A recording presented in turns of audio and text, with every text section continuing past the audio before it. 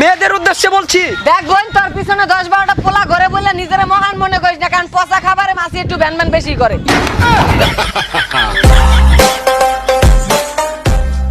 যে আপনাকে পাগলের মতো ভালোবাসে তাকে ছাগলের মতো অবহেলা করবেন না। হইতে পারে আপনি তাকে একদিন গরুর মতো খুঁজবেন, কিন্তু সে আপনার বান্দরের মতো নাচাই ছুঁয়ে যাবে গা।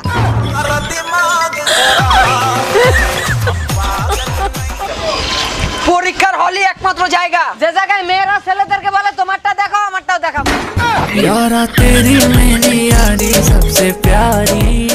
কে বলছে প্রেমে একমাত্র ব্যথা পাওয়া যায়? একবার খালি প্যান্টের চেইনটা জায়গা মতো বাইসে গেলি বোঝা যায় ব্যথা কারে কয়। আটা ময়দা মাখে না এমন মেয়ে পাওয়া গেল। বাথরুমে যে মোবাইল টেপে না এমন মেয়ে একটাও পাবেন না। সিগারেট আর মেয়েদের ভিতরে অনেকটাই মিল আছে। যেমন সিগারেট ছেলেদের ঠোঁট পুড়িয়ে কালো করে দেয়, তেমন মেয়েরা ছেলেদের অন্তর পুড়িয়ে কালো করে দেয়। কিছু কিছু মেয়ে চাঁদের মতো, যাদের নিজস্ব কোনো আলো নাই, মেকআপের আলোতে আলোকিত।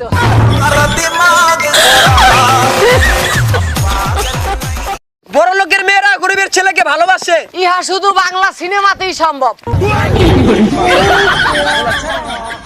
বিয়ের আগে পুরো দুনিয়া ঘুরে নাও, কারণ বিয়ার পরে পুরো দুনিয়াটাই তোমার চারপাশে ঘুরবে।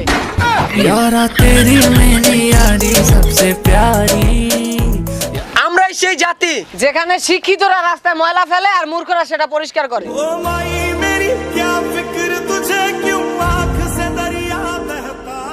মেয়েদের মিষ্টি হাসি আর মশার কামড় দুইটাই রাইতের ঘুম আরাম করে আলা।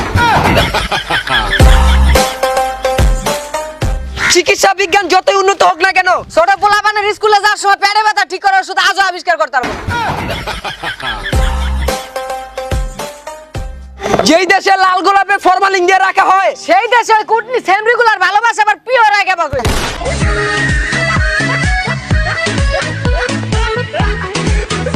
ভালোবাসাটা শাহজাহানের চাইতে কম ছিল না। খালি বাজেটের অভাবে তাজমহল বানাইতে পারি নাই। আমার ভাল লাগে না। আচ্ছা বন্ধু, আমার একটা জিনিস কিছুতেই মাথায় ঢুকে না। একটা জিনিস আমার কিছুতেই মাথায় ঢুকে না, মেয়েরা এত জায়গায় চাকরি পায় কিন্তু ফায়ার সার্ভিসের চাকরি পায় না কে? ওরে মেয়েরা ফায়ার সার্ভিসে চাকরি পাবে কেবা কইরি? হ্যাঁ। ওরা তো আগুন জ্বালাতে পারে নিভাতে পারে না।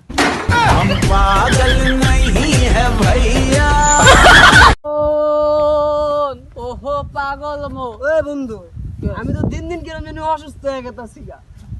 দেখছেন নি কারবার, এবারে তোর তো ভিটামিন জি এর দরকার। ছেলেটি ডিম দেখে এখনো কাঁদে, কারণ মেয়েটির নাম ছিল কুসুম।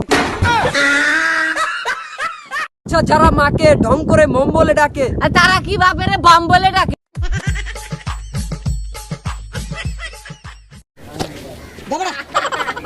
মানুষ দিস বেটা কালে আইসি পিছনে ধাপাস করে লাফতি মারি বেটা হালাই দাও বুঝো কে খারাইছে তোর পিছনে কেটা দাঁড়াইছে বোঝে না কিছু লাগিতে বেটা 2 লাখ ফলোয়ার এটা বোঝার ব্যাপার। আরে জীবন মাহমুদ ভাই, ভাই আপনি লাগে একটা সোলো মোশন মই ক্যামেরা চালু করো তো। হ্যাঁ রেডি, হ্যাঁ ওকে ভাই, হ্যাঁ সোলো মেশন রেডি? হ্যাঁ ভাই আপনি দিয়ে ভাই কি ষোলো মোশন দিতে আসছি। এটা আবার কি ধরনের? আমার কাছে তো আইফোন নাই, এই কারণে আমার এমনি 16 মোশন দিলাম। কেনবা যায় না কি যায় না ভাই, কি কোন গরুর স্ট্যাটাসের লগে তোমাকে স্ট্যাটাস যায় না। গরুর লগে যদি তোমাকে স্ট্যাটাস না বলে তা তো গরু রাখতে পারবো না। ছোটবেলায় আমার আব্বুর একটা ছোট মোবাইল ছিল নোকিয়া, তো ওইটা দিয়ে না সাপ খেলতে খুব মজা পাইতাম। খুব অনেকেই হয়তো বা খেলছেন। আর এখন বর্তমানে না বড় বড় ফোন বাইরেছে, এই যে টাচ মোবাইল, এটা দিয়া গেম খেলে না। বর্তমানে কি করে জানেন? মানুষের মন নিয়ে খেলে।